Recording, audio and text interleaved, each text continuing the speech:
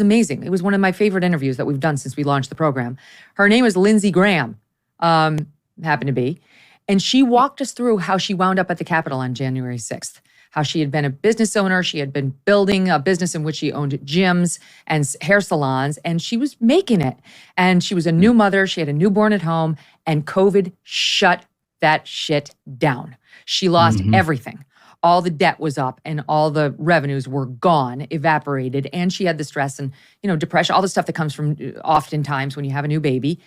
And she went in a downward spiral trying to get news and information, real news, and made the mistake of trying CNN, which was a hot mess. And before she knew it, she was on Reddit a lot and became one of those people who really believed that magically on this certain date, Donald Trump was going to be the president again. And got sucked down the rabbit hole, you guys. It can happen. It can happen to normal, successful people who, you may spend your day interacting with and you have no idea, right? So this shit matters. What this lunatic running the thing in Georgia did yesterday matters. What Jack Smith is doing matters. What the Alvin Bragg did, they are #part of the problem. It's not just about partisan politics.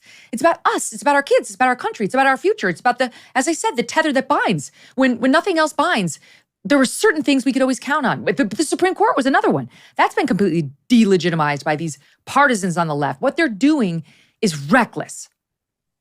No question about it. But I think also it extends to our media space. It's just one of the things that we've come to appreciate you and your career, regardless of whether you've been at Fox News or NBC, you're now doing your own thing on this show. It's that people listen. There's millions of people out there listening to this right now who trust Megyn Kelly and her point of view. And you've always had a commitment, regardless of who's offended by it or not, to purvey the information as it's given to you.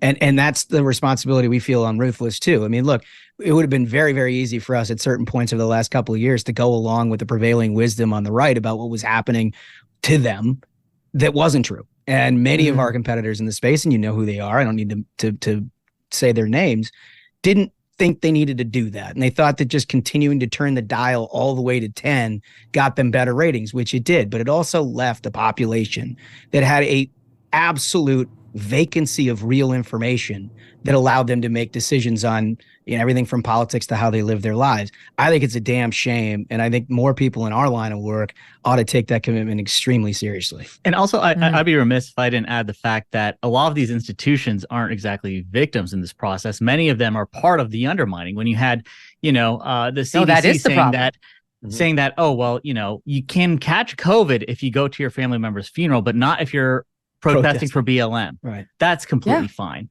Or you had the World Health Organization send out a tweet saying that COVID cannot be transmitted human to human to cover for China, who was their major investor at the time. So I think a lot of this comes from the institutions. I mean, like Duncan says. No, that's my point, Smug. That's my point. I'm not blaming the people who distrust CDC and DOJ and FBI. They're right. They're right to distrust them. I'm blaming the institutions. What they've crossed, they use that term, they crossed the Rubicon. They have crossed it. And we're over here like the duck with the feet under the water, furiously saying, what happened? How do we get out of this crazy mess? Why are we dealing with 4 indictments and the possibility of defunding DOJ and impeaching a president, just to fight fire with fire? This is where we are. How did we get here? But yes, it's the institutions that got us here. And I have to say that the Democrats running them.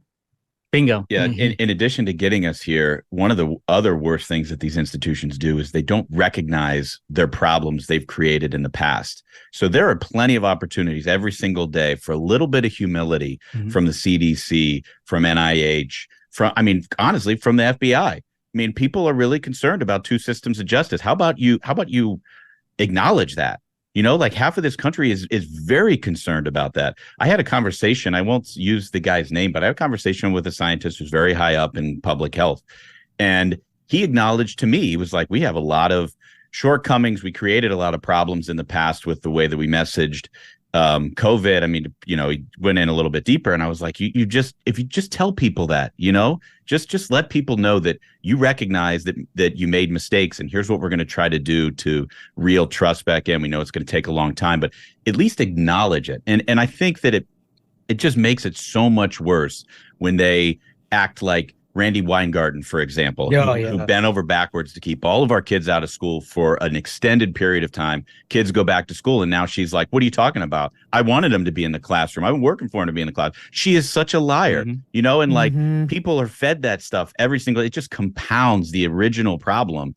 And it's just, there's no humility from the powers. No, it's like Hillary Clinton in that bite, literally sitting there saying, truth matters. I really just think truth matters.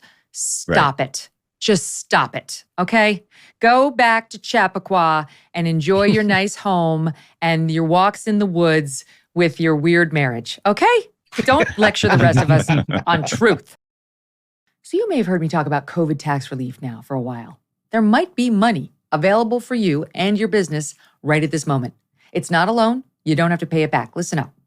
Instead, government funds are already set aside meant to reward companies with 2 or more employees who stayed open during COVID. If you did the tough thing during COVID and you paid your employees during that pandemic, then you might qualify for up to $26,000 per employee at covidtaxrelief.org. The program's complicated, but no one knows more about it than the CPAs and tax experts at covidtaxrelief.org. You pay nothing up front. They do all the work and then share a percentage of the cash they get you. Businesses of all types, including nonprofits and churches, can qualify, even those who took PPP loans, and even if you had increases in your sales. Let covidtaxrelief.org help get you up to $26,000 per employee. Visit covidtaxrelief.org. That's covidtaxrelief.org, covidtaxrelief.org. Hey, thanks so much for watching. If you like what you just saw, hit the subscribe button for more clips and full episodes.